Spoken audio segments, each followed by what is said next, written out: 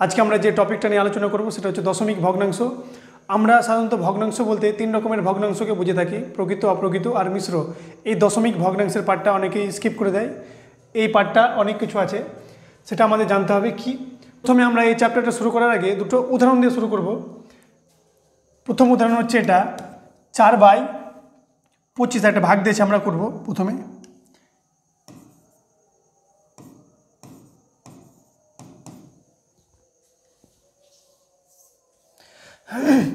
প্রথমে এই চ্যাপ্টারটা আমরা শুরু করার আগে একটি উদাহরণ দিয়ে করব, তবে এই চ্যাপ্টারটা আমরা খুব ভালোভাবে বুঝতে পারবো। তাহলে প্রথমে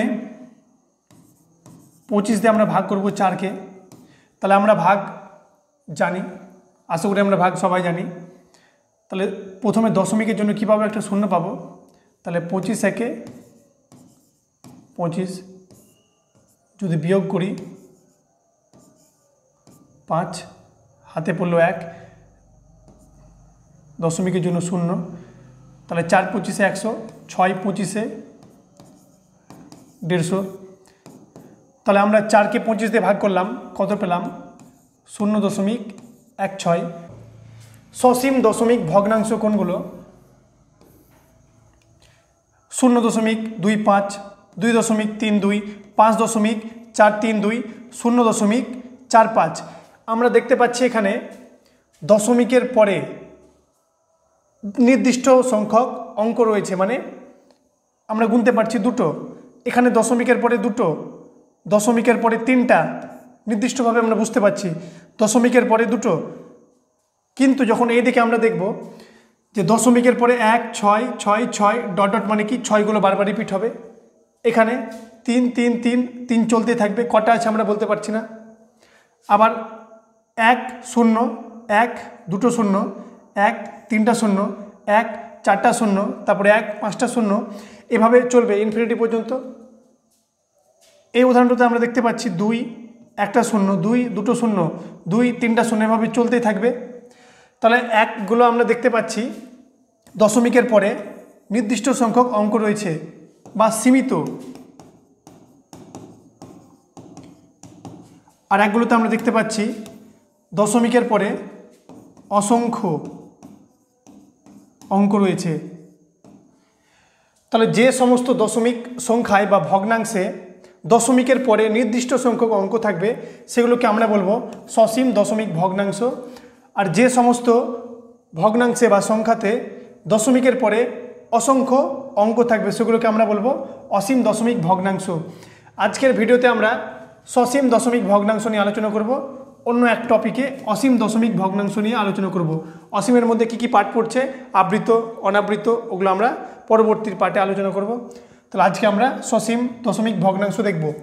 দুটো উদাহরণের মাধ্যমে আমরা এই ব্যাপারটা খুব স্পষ্টভাবে ক্লিয়ার হয়ে যাবে। এটা ভাগ করি, আমরা এটা ভাগ করি। 5 2 10, 4 দশমিকের জন্য একটা 0 পেলাম, 5 8 40। তাহলে 14/5 মানে কি পেলাম? 2.8। আরেকটা ভাগ আছে 6 দিয়ে, তাহলে দশমিকের জন্য একটা 0 পেলাম। তাহলে 25 2 50। তা দশমিকের জন্য একটা 0, 4/25 100। তাহলে এখানে কি পেলাম? 0.24। তাহলে আমরা দেখতে পাচ্ছি দুটো সংখ্যাতেই দশমিকের পরে নির্দিষ্ট অঙ্ক রয়েছে, কিন্তু একটা সংখ্যাতে আমরা দেখতে পাচ্ছি কি দশমিকের আগে সংখ্যা আছে, আর একটাতে আমরা দেখতে পাচ্ছি দশমিকের আগে 0 আছে। যে সমস্ত সসীম দশমিক সংখ্যায় বা ভগ্নাংশে দশমিকের আগে কোনো সংখ্যা থাকবে সেগুলোকে আমরা বলবো মিশ্র দশমিক,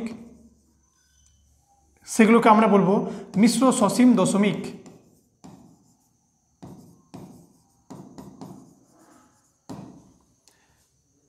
আর যেগুলোতে আমরা দেখব দশমিকের আগে 0 দিয়ে শুরু হচ্ছে সেগুলো হচ্ছে শুদ্ধ সসীম দশমিক।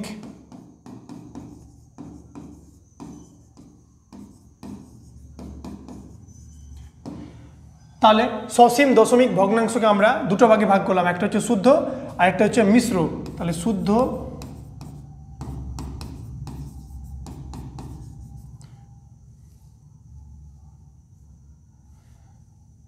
সসীম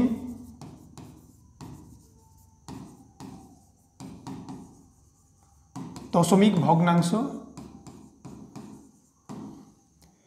আর একটা পেলাম মিশ্র সসীম দশমিক ভগ্নাংশ। তাহলে কোনগুলো শুদ্ধ আর কোনগুলো মিশ্র? যদি কোনো সসীম দশমিক শূন্য দিয়ে শুরু হয়, মানে শূন্য দশমিক কোনো সংখ্যা দিয়ে শুরু হয়, মানে এরকম আকারে, তবে আমরা বলবো শুদ্ধ। আর যদি কোনো সংখ্যা দিয়ে শুরু হয় সেগুলোকে আমরা বলবো মিশ্র। যদি উদাহরণস্বরূপ আমরা বলি, তাহলে শুদ্ধ মানে শূন্য দিয়ে শুরু হবে, 0.34 হতে পারে, 0.25 হতে পারে, 0.68 হতে পারে, মানে শূন্য দিয়ে শুরু হবে। আর মিশ্র কোনগুলো? শূন্য বাদ দিয়ে যে কোনো সংখ্যা দিয়ে শুরু হবে, 6.34, 6.28, 5.2, এরকমভাবে চলবে। আশা করি শুদ্ধ সসীম দশমিক কী আর মিশ্র সসীম দশমিক কী বুঝতে পেরেছি। পরের ভিডিওতে আমরা অসীম দশমিক ভগ্নাংশ নিয়ে আলোচনা করব। সেখানে আমরা দেখব শুদ্ধ আবৃত আর মিশ্র আবৃত, আবৃত অনাবৃত, এরকম অনেক টপিক আছে। পরের ভিডিও আমরা আলোচনা করব।